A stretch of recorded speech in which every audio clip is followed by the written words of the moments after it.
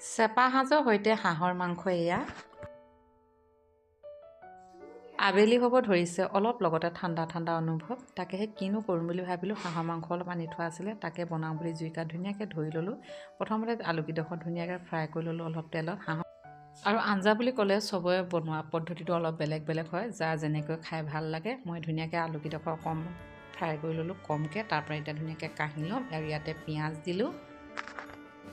ইয়াতে মই কম পৰিমাণে অলপ পেকেট মছলা দিলোঁ অলপকৈ। তাৰপৰা ইয়াতে হালধি দিলোঁ। তেলখিনি গৰম হৈ থাকোঁতে ইয়াৰ পিছত মাংসখিনি দিলোঁ আৰু ধুনীয়াকৈ আদা নহৰু কেঁচা জলকীয়াৰ লগতে জালুক দুটামান ধুনীয়াকৈ খুদিনাত থেতেলিয়াই দিলোঁ, যাতে বেছি গুৰি নহয়। আৰু ইয়াতে তাতে দিলোঁ, দি পিনে অলপ পানী দিলোঁ আৰু শেষৰ সময়ত ধনিয়া দিলোঁ ধুনীয়াকৈ।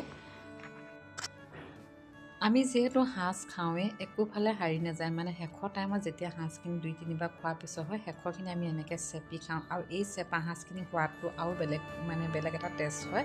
আৰু এতিয়া ধুনীয়াকৈ এক বাতি লৈ ল'লোঁ এয়া হাঁহৰ মাংস দি আৰু জুতি ল'লোঁ।